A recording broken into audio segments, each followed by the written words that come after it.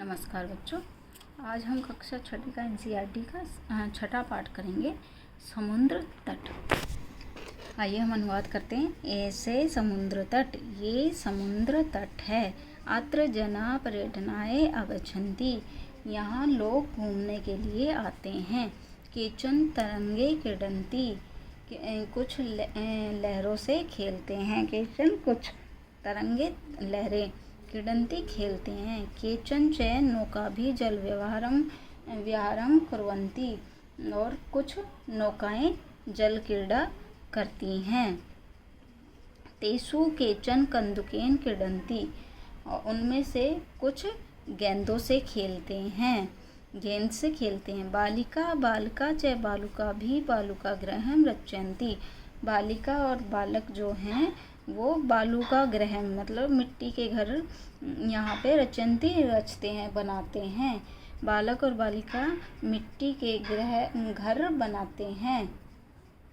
मध्य मध्य तरंगाम बालका गृहं प्रवाहयन्ति, बीच बीच में ये तरंगे लहरें बालुका गृह मिट्टी के घर को प्रवाह कर ले जाती है, बहा ले जाती है। ऐसा क्रीड़ा प्रचलित है, यहाँ ऐसी क्रीड़ा ही मतलब ऐसा ही खेल प्रचलित है।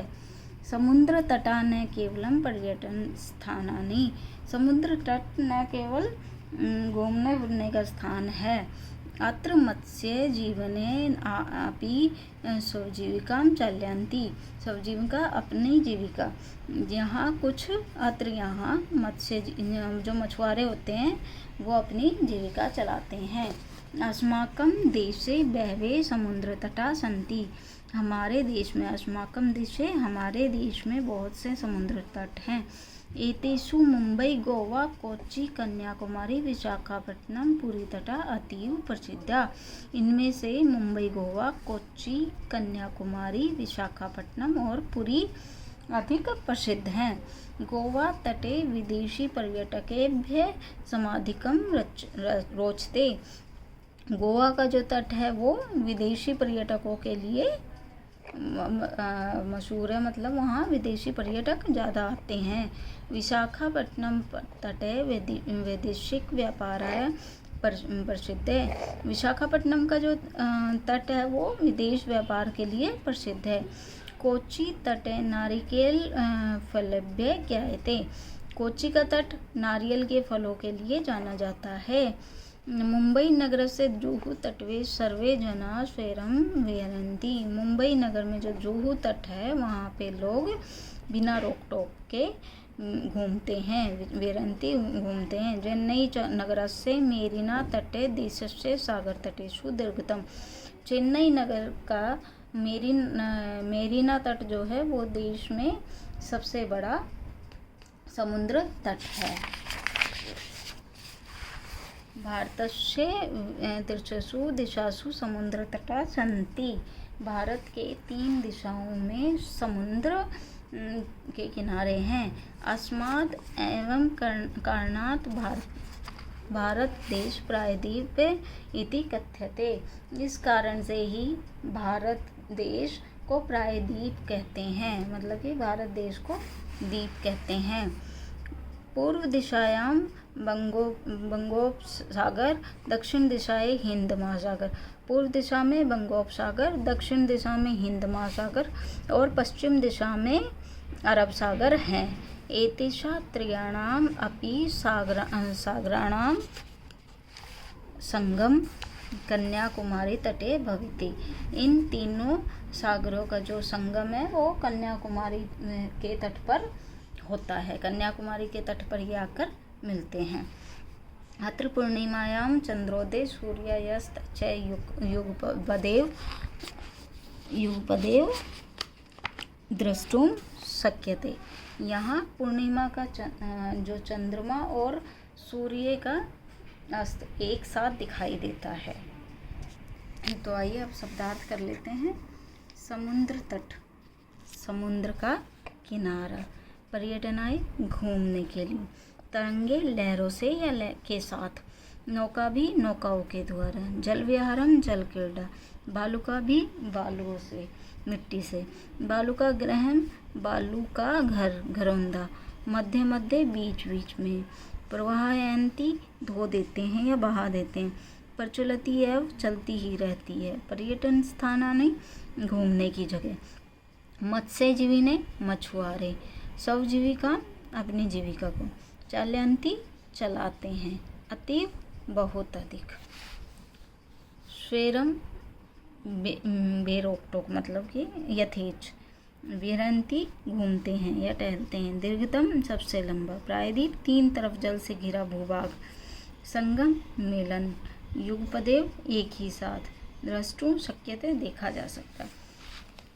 अभ्यास करते हैं। उच्चारणं कुरुते, तरंगे मत्स्यजीविने, विदेशी पर्यटकेभ्यः, संगम तीर्थसु वैदेशिक व्यापाराय, प्रायद्वीप, बंगोपसागर, चंद्रोदय। दूसरा करते हैं। अधोलिखितानां प्रश्नानां उत्तरं लिखत जना का भी जल व्यवहारं कुर्वन्ति, यहाँ आ जाएगा जला नौका भी का भी जल व्यवहारं कुर्वन्ति, जना का भी जल व्यवहारं कुर्वन्ति, तो जला का भी नौका भी जल व्यवहारं। भारतस्य दीर्घतम समुद्र तट के, तो चेन्नई नगर से मेरीना, जना कुत्र स्वेर विहरन्ति, तो यहाँ क्या आ जाएगा मुंबई नगरस्य जुहू तटे, बालका बालुका भी किम रचयन्ति, बालका बालुका भी बालुका गृह में रचयन्ति, कोची तट केभ्य ज्ञायते, कोची तट नारिकेल फलेभ्यः ज्ञायते। मंजूषात् पदानि चित्वा रिक्तस्थानि पूरयत, जो ये जो दिए हुए हैं इनको देख के रिक्त स्थान में भरिए। कन्याकुमारी तटे त्रयाणां सागराणां संगम भवति, भारतदेशे प्रायद्वीपे इति कथ्यते, जना समुद्रतटं पर्यटनाय आगच्छन्ति, बालेभ्यः क्रीडा रोचते, भारतस्य पूर्वदिशायां बंगोपसागर अस्ति, यथायोग्यं योज्यते, तो क्या आएगा समुद्र तट पर्यटनाय, क्रीडनकम खेलनाय, दुग्धम पोषणाय, दीपके प्रकाशाय, विद्या ज्ञानाय। तृतीय विभक्ति प्रयोगणे ये रिक्तस्थानानि पूर्यते, तो ये दिए हुए हैं इनको रिक्त स्थान में डालना है तृतीय विभक्ति में। बालका बालिका भी से पठन्ति, बालिका के तृतीय विभक्ति क्या हुई बालिका भी। तड़ागे कमले विभाति, अहमपि कन्दुकेन खेलामि, अश्वा अश्वै से धावन्ति, मृगा मृगै से चरन्ति। अब ये देखिए अधोलिखित वृत्तचित्रं पश्यते, उदाहरणानुसार सारेण कोष्ठक गते शब्दै उचित वाक्यानि रच्यते। ये जो दिया हुआ है इन्होंने वृत्तचित्र, इसमें से देख के हमें ये वाक्य बनाने। तो पहला इन्होंने दिया हुआ जैसे एग्जाम्पल, रहीमे मित्रेण सह क्रीडति, तो ये 1 नंबर हो गया, रहीमे मित्रेण सह क्रीडति। दूसरा है रहीमे, दूसरा ये आ जाएगा रहीमे द्विचक्रिकया आपणं गच्छति। तीसरा है रहीमे कलमेन पत्रम लिखती। चौथा है ये वाला चौथा हो जाएगा, रहीमे हस्तेन कंदुकम क्षिपति। पांचवा रहीमे नौका जल विहारं नौकाया जल विहारं करोति। छठा आएगा रहीमे चषकेन जलम पीबती। सातवां आएगा रहीमे तुलिकया चित्रं रचयति। आठवां है रहीमे वायुयानेन राम आगच्छति।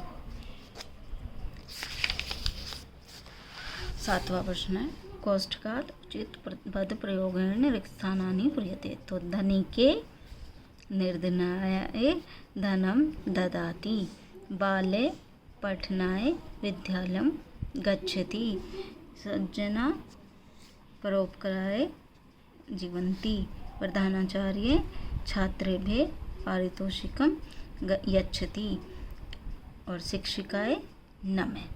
तो ये हमने अभ्यास के साथ अनुवाद किया है।